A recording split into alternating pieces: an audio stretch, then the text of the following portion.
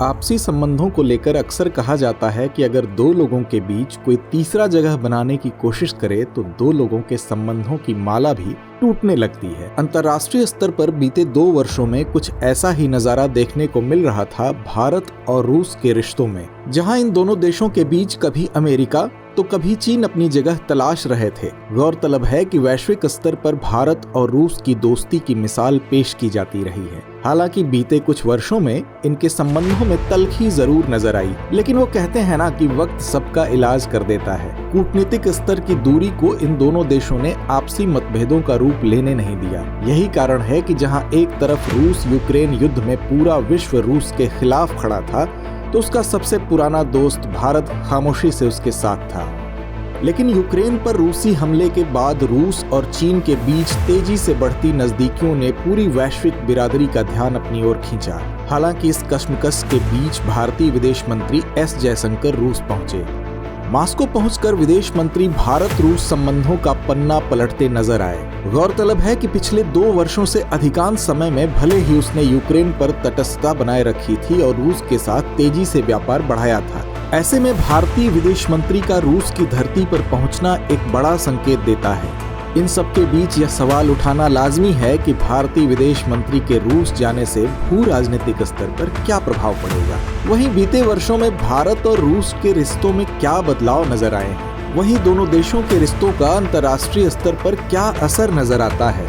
आज की चर्चा में हम ऐसे ही सवालों के जवाब तलाशेंगे। दरअसल रूस यूक्रेन युद्ध की शुरुआत के बाद से भारत के प्रधानमंत्री नरेंद्र मोदी और रूस के राष्ट्रपति व्लादिमीर पुतिन के बीच वार्षिक द्विपक्षीय बैठकों पर विराम लग गया था। गौर करने वाली बात है कि भारत ने पिछले साल नई दिल्ली में पुतिन की मेजबानी करने के बजाय शंघाई सहयोग संगठन शिखर सम्मेलन को वस्तुतः आयोजित करने का विकल्प चुना। वहीं यह अनदेखी G20 नेताओं के शिखर सम्मेलन में भी नजर आई। वैश्विक स्तर पर भारत ने बखूबी दिखाया कि बेशक उसके और रूस के बीच दोस्ती प्रगाढ़ हो, लेकिन भारत कभी भी अपने आदर्शों को लेकर समझौता नहीं करता है। यही कारण है कि रूस यूक्रेन युद्ध में युद्ध के खिलाफ जहां भारत ने अपनी आवाज उठाई, तो दूसरी तरफ रूस के नाम पर खामोश रहा। हालांकि रूस यूक्रेन के बाद जैसे ही इजराइल और हमास समूह के बीच युद्ध की शुरुआत हुई, तो पासा पलटता हुआ नजर आया। उस युद्ध में इजरायली सरकार के लिए अमेरिकी समर्थन ने वॉशिंगटन के उच्च नैतिक आधार को कमजोर कर दिया। वहीं जब संयुक्त राष्ट्र महासभा में गाजा में तत्काल मानवीय युद्ध विराम के पक्ष में भारी मतदान किया गया, तब इजराइल और संयुक्त राज्य अमेरिका सहित केवल 10 देशों ने इसके खिलाफ मतदान किया। साथ ही संयुक्त राष्ट्र सुरक्षा परिषद में लगभग सर्वसम्मत प्रस्ताव को खत्म करने के लिए अमेरिका को वीटो का सहारा तक लेना पड़ा। ऐसे में जब पश्चिमी पर्यवेक्षकों ने रूस को लेकर भारत को घेरने का प्रयास किया, तो भारतीय विदेश मंत्री जयशंकर ने कहा, कृपया आईने में देखें और मुझे बताएं कि आप एक लोकतंत्र के रूप में कैसा व्यवहार कर रहे थे। यहाँ गौर करने वाली बात है कि भारत और रूस के प्रगाढ़ होते संबंध अमेरिका और चीन सहित कई देशों को खटक रहे हैं, लेकिन इन सब बातों को दरकिनार कर भारत और रूस द्विपक्षीय वार्ता के जरिए अपने एजेंडे का विस्तार कर रहे हैं। जब जयशंकर 2022 में मॉस्को गए, तो तेल व्यापार पर भारी ध्यान केंद्रित था, क्योंकि भारत रियायती रूसी कच्चे तेल का लाभ उठाने के लिए दौड़ पड़ा। वहीं इस बार रूस के विदेश मंत्री सरगेई लावरोव के साथ बातचीत में जयशंकर ने बहुपक्षवाद की स्थिति और बहुध्रुवी विश्व व्यवस्था के निर्माण पर चर्चा की। रूस और भारत आज भी पुराने और घनिष्ठ मित्र हैं। दरअसल पुतिन सामान्य तौर पर अपने समकक्षों से ही मुलाकात करते हैं, लेकिन इस परंपरा को तोड़ उन्होंने भारत के विदेश मंत्री से मुलाकात की। इसके साथ ही अन्य महत्वपूर्ण मोर्चों पर भी प्रगति हुई।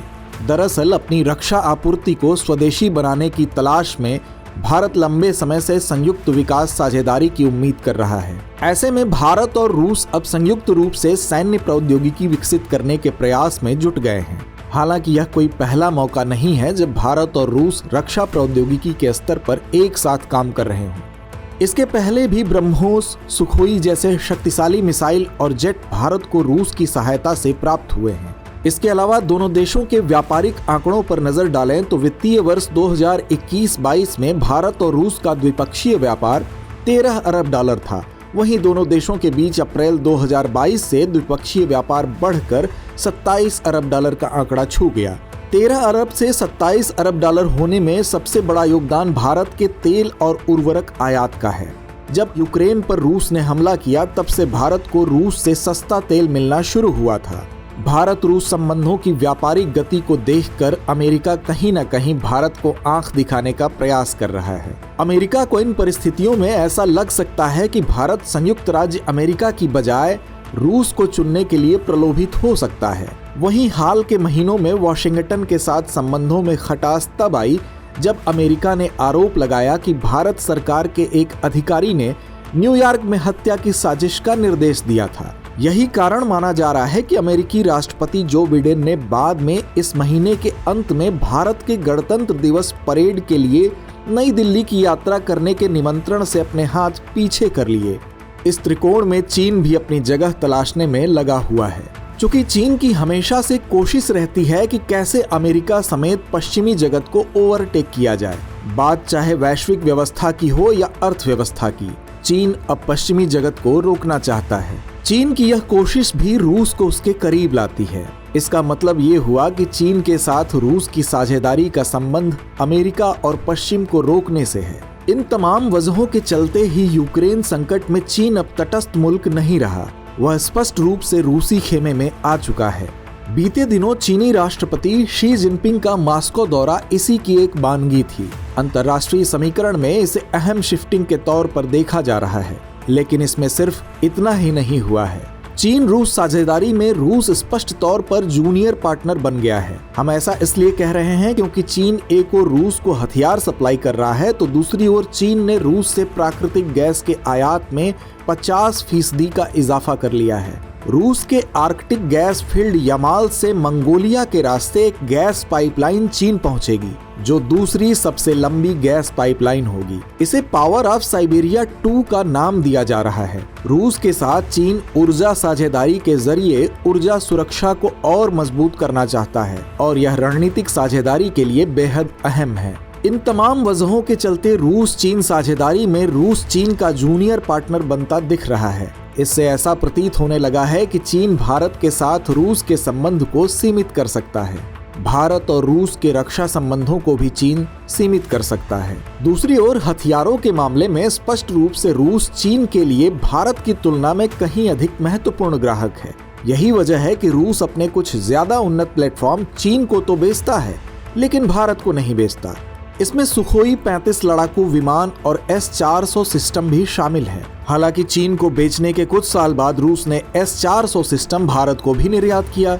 जानकार बताते हैं कि रूस और भारत द्वारा संयुक्त रूप से विकसित ब्रह्मोस मिसाइल को कई वर्षों तक किसी भी देश को नहीं बेचा गया है, जबकि दुनिया के विकासशील देश इसे खरीदना चाहते हैं।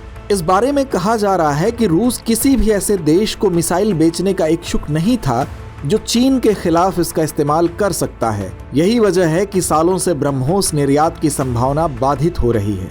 मौजूदा परिवेश में यह समझना जरूरी हो जाता है कि हर पल वर्ल्ड ऑर्डर में बदलाव हो रहे हैं। ऐसे में भारत के करीब माने जाने वाला देश हो सकता है किसी और मुल्क का भी करीबी हो। इसमें कोई दो राय नहीं कि मौजूदा वक्त में चीन भारत की सबसे बड़ी चिंता है और दिलचस्प बात है कि अमेरिका की चिंता भी चीन ही है। दूसरी ओर चीन को कंट्रोल करने में अमेरिका भारत की भूमिका और उसकी अहमियत को भी समझता है। तो वहीं भारत और रूस की दोस्ती वैश्विक स्तर पर जितनी भी पक्की हो, लेकिन इस बात से इनकार नहीं किया जा सकता है कि चीन के साथ भी रूस के संबंध बेहद प्रगाढ़ हैं। ऐसे में देखना दिलचस्प होगा कि भारत रूस और अमेरिका के बीच रिश्तों को संतुलित करने में कितनी कामयाबी हासिल कर पाता है। तो चलिए व्यूअर्स, चर्चा को विराम देते हुए आज का सवाल नोट कर लेते हैं। आज का सवाल है, वैश्विक स्तर पर हुए बदलाव को देखते हुए भारत और रूस के संबंधों की समीक्षा कीजिए।